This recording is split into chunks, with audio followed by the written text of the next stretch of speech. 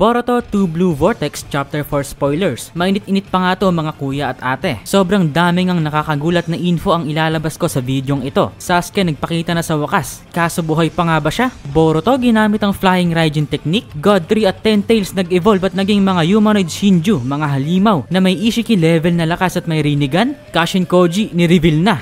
Isa-isahin natin yan sa videong ito. Pakipindot nga muna yung like, follow and subscribe para updated ka sa mga Boruto update. Also follow my social media accounts na nakalink sa description. Magiging active na ako sa mga yan. So, atin na ngang simulan. Kung atin ngang matatandaan sa ending ng last chapter na chapter 3, nireveal nga doon na gumagamit nga si Boruto ng Gamma Toads na kaparehas nga ng Toads na ginagamit ni Kashin Koji. At yan nga yung ginamit ni Boruto para matrack itong si Code na bumalik nga sa dimensyon na kung saan nakalagay nga ang 10-tailed beast. At dito nga sa chapter 4 spoilers, makikita nga natin dito itong si Code na dito nga tinitignan niya ang 10 Tails matapos niyang matakasan si Boruto. Pero dahil nga sa Toad nitong si Boruto, alam nga niya kung nasaan itong si Code. Dito nga natin nakita yung isa sa mga malupit na sorpresa nitong chapter 4. Ang paggamit ni Boruto ng Hiraishin of Flying Thunder God Jutsu. Ang signature technique nga nitong grandfather niya at 4th Hokage na si Namikaze Minato. So hindi pa nga natin alam guys kung gumagamit din si Boruto ng mga sealing marks tulad ng ginagawa noon ni Minato. Posible nga na may markings itong palaka o kaya naman habang kinakalaban nga niya si Code sa chapter 3 nilagyan niya na noon si Code ng sealing marks. Or pwede rin naman na baka nga sapat na yung chakra signature ng isang tao na kapag naramdaman nga o na-sense ni Boruto pwede niya na itong gamitin as markings para makapag-teleport dito sa lokasyon ni Code. Sobrang lupit nga kung ganun ang kaso. Pero para sa akin, sobrang angas nga talaga na nagawang gamitin ni Boruto ang Flying Raijin. Dahil may mga videos na nga rin tayong ginawa noon na kung saan pinag-usapan nga natin yung tungkol sa pagkatuto ni Boruto ng Hiraishin. At marami nga sa atin ng mukhang hindi naniwala noon pero ngayon nga nagkatotoo na ito. So salamat Kishimoto Sensei dahil tinupad mo nga yung panalangin ng maraming fans. So bukod nga sa Hiraishin guys, isa nga rin sa mga bagong ganap dito sa chapter 4 ang pagkakaroon ng evolution ng 10 Tails at God 3. Dahil itong mga Clawgrimes pala na nagawang makakagat ng mga tao na nakita nga natin sa nakaraang chapters, may kakayahan pala na mag-evolve at maging mga malalakas na halimaw. Nagawa nga sa 10 Tails at God 3. Meron nga silang Rinnegan at may kakayahan nga din sila na mag-isip. Kung atin ngang maikukumpara ang lakas ng mga ito, bawat isa nga sa kanila may approximate na lakas na katumbas ng lakas ni Code o mas malakas pa kay Code. Ibig sabihin, posible nga na yung power levels ng mga nilalang na ito katumbas mismo ng kay Ishiki Otsutsuki. Ibig sabihin near Baryon mode level.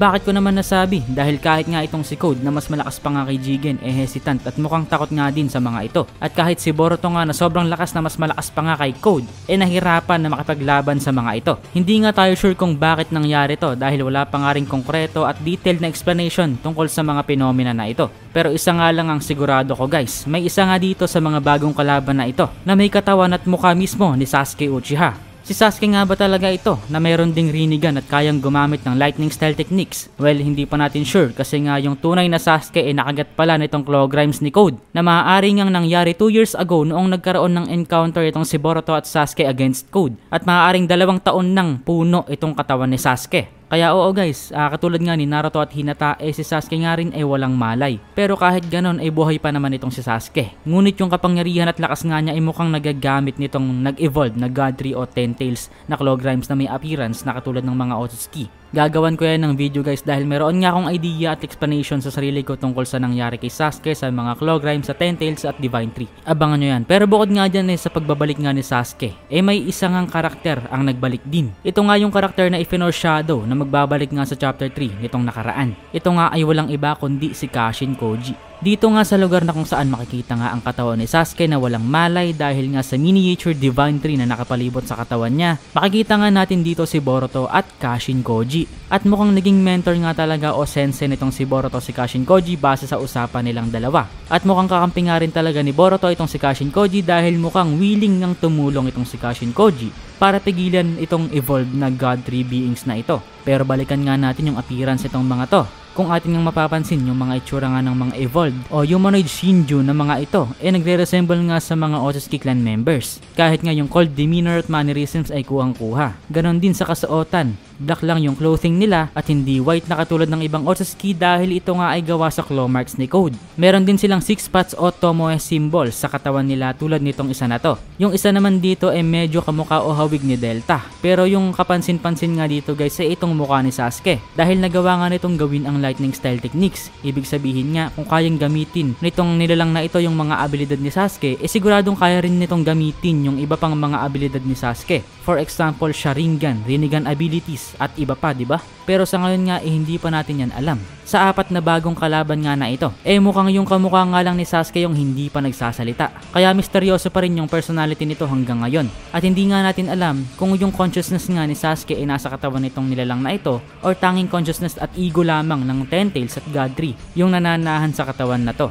So all in all, sobrang grabe din talaga yung mga revelasyon na nakita natin sa chapter spoilers na to. So hindi nga natin pinag-usapan ng sobrang detalyado yung bawat details na nakuha natin. Dahil chapter spoilers pa lang ito, abangan nyo yung mga susunod na videos. Dahil dun ko nga i-explain bawat isa yung mga katanungan natin dito. Iisa-isahin ko yung mga yan, yung mga bawat tanong at bibigyan ko ng explanation lahat. Yun lang naman para sa video ito. Don't forget to follow my social media accounts. Gusto ko kasi guys maging famous na ako guys. Yun lang. Peace.